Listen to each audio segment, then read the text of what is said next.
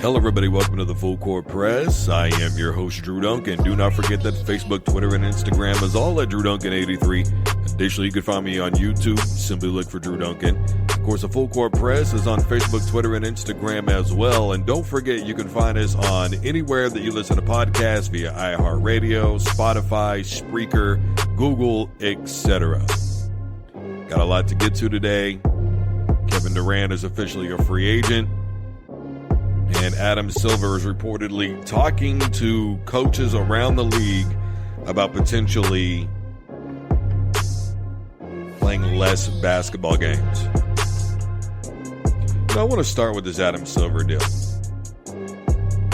I love the idea of not playing 82 grueling games of basketball every single season. And I've been saying this for a long time now, and I'm sure a lot of people have felt this way. Look, the thing that I've always talked about is it's not about the fact that it's 82 games. It's about the fact that it's 82 basketball games. Then on top of that, you have summer leagues. Then on top of that, you have the Olympics. I mean, there was a potential for some guys to be easily involved in 130, 140, 150 basketball games a year. It's just too much wear and tear on your body. And we expect these guys to be healthy. I mean, when we look at Derrick Rose, when we look at Kevin Durant, when we look at Klay Thompson, when we look around the league at some of the injuries that have happened, Carmelo Anthony on a consistent basis. I mean, when we start thinking about what is the cause and effect, not only is it them not coming back at the right time, but it's also due to the fact that they're just playing entirely too much damn basketball. It's really not good on your body. And you know, my thing is I wonder about teams that get involved. You look at the Golden State Warriors, 5 consecutive trips to the NBA Finals. On what level do you maybe get tired of playing football? Has anybody, or basketball, has anybody ever seen the 30 for 30, 4 falls in Buffalo? If I remember correctly what it was called, it was about the Buffalo Bills. You know, they went to the four straight Super Bowls and they lost the 4th Super Bowl. And a lot of the guys, Thurman Thomas and some of the others that they interviewed, just said, you know, man, we were just tired of playing football.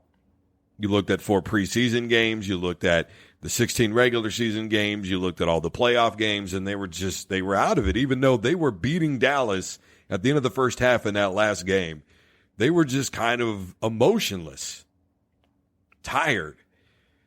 And I think maybe we may have seen some of that from the Golden State Warriors in this 5th NBA Finals. Maybe they were just exhausted and beat up and undermanned. I mean, I'm not taking anything away from Toronto. I said that their win is not tainted, and I fully believe that. But let's be perfectly honest.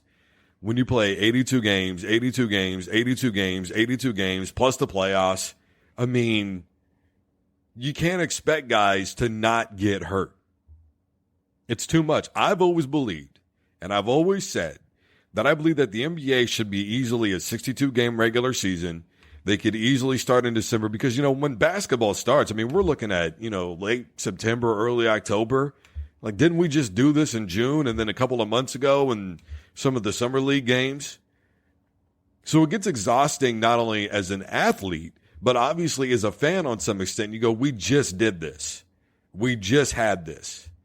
One of the things that I have said that makes football great, especially the NFL and college football, is the anticipation.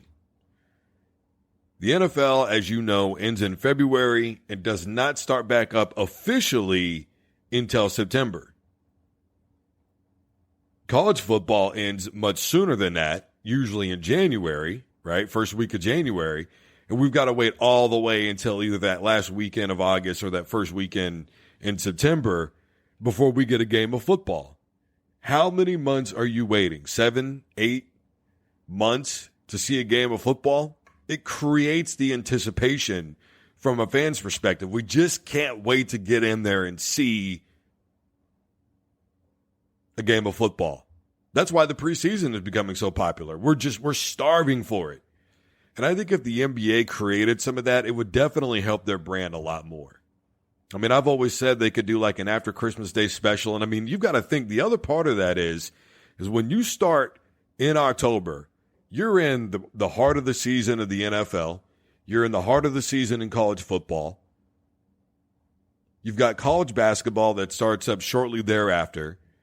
I mean, you've got all this stuff going on. And then, of course, you have MMA, which is a year-round athletic sport. You've got boxing, which is a year-round athletic sport. You're competing with how many different brands now? You've got Bellator, UFC. One championship is officially stated that they're going to be being in the States on a permanent basis now. I mean, you're trying to compete with all these different sports, and then let's throw an NBA game on, even though we just ended this back in June. We've had no time to really kind of want basketball. And I think that's something that we could definitely work on, is building the anticipation so that way we want to see a game of basketball. Instead of flipping the channel and going, man, basketball's already back on? You know you've done that, because I have. I know that I have. We need that anticipation. I think it's better for the game. I think it's safer and healthier for the players. I think it's better for the coaches. It gives everybody more time to rest. It gives everybody more time to study and prepare. It gives everybody more time to get ready for kind of preseason basketball, right? You start it up maybe in the middle of December. And then late December, early January, you start having the basketball season. You have the NFL winding down with the playoffs. You've got the NBA starting up. You've got college basketball kind of beginning to take shape. It's a heightened level at that point, because we're starting to look towards March Madness. We're getting ready for conference tournament play. I think that's a phenomenal time to start basketball. Create that anticipation. Create that want. That's what part of, I mean, you know, I used to be a huge wrestling fan. Used to be. That was what part of what made the Monday Night Wars so great, right? WCW started an hour earlier than the WWF at the time, WWE now, right? And it kind of created that back and forth, and you were always changing channels back and forth. And nowadays, with technology the way it is, especially for those who have cable, I mean, you've got the opportunity to, at any given moment, be watching a college football game, a college basketball game, an NFL game, an NBA game. I mean, tell me that's not thrilling. Flipping it back and forth, going to this game to that game, especially like on a Sunday when they're nationally broadcast on networks like ABC and Fox. And I mean, you can literally have that battle, that competition that is so good for sports on all levels. I think that would be a phenomenal treat to all sports fans across the board. You start looking at attendance. I mean, one of the things I pointed out back in 2014 was when they would look at the cameras, if you notice, they hardly ever panned up to the crowd. Now, you've got certain exceptions, obviously. You've got teams out there that are supportive no matter what. But for the most part, when you're looking across the board in the league where ticket sales are, it doesn't really pick back up until about January, February anyway, sometimes in December. So you've got a couple of months of what? I mean, we might as well just save everybody, you know, some time here and just start this thing up, do preseason right around beginning or middle of December, have a couple of games of preseason basketball, start the NBA either like day after Christmas or, you know, like January 2nd or something like that. I think that would be a great move for the NBA. Kevin Durant is officially a free agent now. He's hitting the market and testing the waters.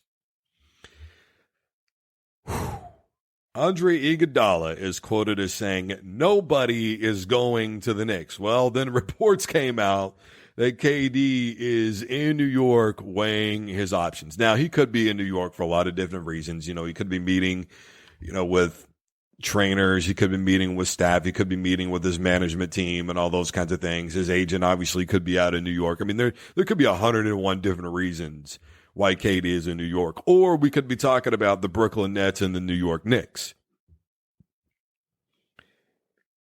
$31.5 million is the player option that he turned down, by the way, in case you didn't know that already. Look, I don't know that it matters a whole hell of a lot where Kevin Durant ends up, to be perfectly honest with you. Wherever he ends up, number one, they automatically become a contender, even with him sitting out a year. I mean, this is going to be high risk, high reward on both sides, right? You've got a potential guaranteed opportunity with the Golden State Warriors if you're Kevin Durant, and a guaranteed income of $31.5 million, knowing that you're going to sit out at least one season. Then on top of that, you know that the Warriors are probably going to try and figure out a way to open up some space. Now, there's been rumors circulating that Kevin Durant was reportedly ticked off that the Warriors were trying to talk to Kyrie Irving, but that's their job, the same way that they talk to you, the same way that they would talk to anybody.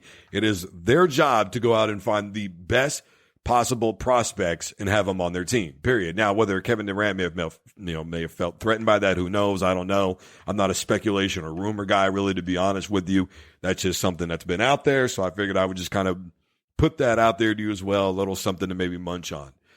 In terms of the high risk for the team that he would go to, they know that he's not going to play for a full year. And knowing that, that could actually leverage their financial situation a little bit better. Of course, by the same token, that could leverage Kevin Durant's financial needs with the Golden State Warriors a little bit better. Because let's be honest, if Kevin Durant gets offered X amount of dollars from somebody else, he could easily then in turn go to another team and say, this is what I'm being offered over here. This is what they're telling me I can get. Can you guys match that option? That's pretty easy. Of course, the, again, high risk is knowing that Kevin Durant not only will not sit out for a year by any team that chooses to sign him, but there, of course, in lies, will Kevin Durant still be Kevin Durant when he comes back? We all know, let's be honest here, we all know that if Kevin Durant is the same KD that he was before the Achilles injury, that team is an automatic contender. And it's a point-blank situation. If you want to at me, you go right on ahead, but you're not going to change my mind on the subject. I've said that Kevin Durant is the best overall basketball player in the NBA for a long time, and I maintain that. I stand by it, and nobody is going to change my mind. Regardless of how much I love Kawhi Leonard and his ability to play two-way basketball, regardless of what I think about anybody else in the NBA and how great I think they are, Kevin Durant, to me, makes the biggest difference on his basketball team wherever he is. Period. However, and this is the obvious here, if Kevin Durant is not Kevin Durant from before, then what kind of money is any team that elects to sign him going to lose? I mean, we're talking about KD turning down $31.5 million. I mean, he's obviously wanting to test the market partially for financial purposes. I mean, let's just call an ace and a spade with that. Kevin Durant already turned down money once before, right? There was rumors circulating that he was worth, what was it, $90 million or somewhere in that neighborhood, and he ends up taking like $56 million or whatever it was to stay with the Golden State Warriors. Now he's turning away $31.5 million. Don't tell me that KD's not out there asking for the biggest buck for the bank. Whether or not he wants to team up with a Kyrie Irving, whether or not he wants to go and team up with somebody, I don't really know. I mean, that's, again, it's all speculation. We don't know truly what Kevin Durant is thinking right now. He's not really putting a whole lot on social media than the way that we've seen him do in the past, right? Remember when he tried to troll us all and he had the fake account? We're not seeing any of that from KD right now. We don't know a whole hell of a lot. What we do know is simply this. It is high risk, high reward on both sides of the coin, however you choose to view it. It doesn't matter whether or not Kevin Durant is going to be a free agent or not, to be honest with you. It's still high risk, high reward.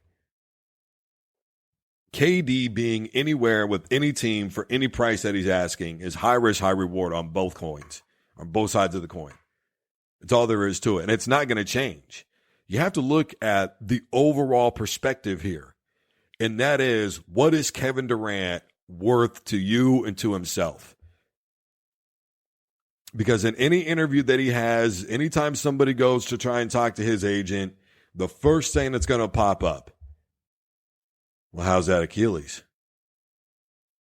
I mean, we know he's going to miss 1 year. Is he going to miss 2 years? Can we maybe see him back before the end of the season? Can we get maybe a month or two of basketball out of him if we bring in this guy and have a shot at maybe going to the playoffs? Can we? I mean, I guarantee you that's going to be a topic of discussion. I mean, that's all there is to that. I mean, Kevin Durant is under a huge microscope right now, not just from fans, not just from panelists, not from pundits, journalists, but anywhere he goes to interview, it's going to be rigorous. They are going to be asking to talk to physicians, the whole 9 yards. They're going to do their due diligence. Nobody's just going to up and sign KD because he's KD. Huge risk could equal huge payoff for Kevin Durant, Warriors, or any other team in the NBA. Guys, I am Drew Duncan, host of the Full Court Press. Facebook, Twitter, and Instagram is all at Drew Duncan 83. Don't forget that you can also find me on YouTube. Simply look for Drew Duncan. The Full Court Press is on Facebook, Twitter, and Instagram as well. And you can listen to us wherever you listen to podcasts, via iHeart, Spotify, Spreaker, Google Podcasts, CastBox, etc. We are there. And as always, don't you dare touch that dial.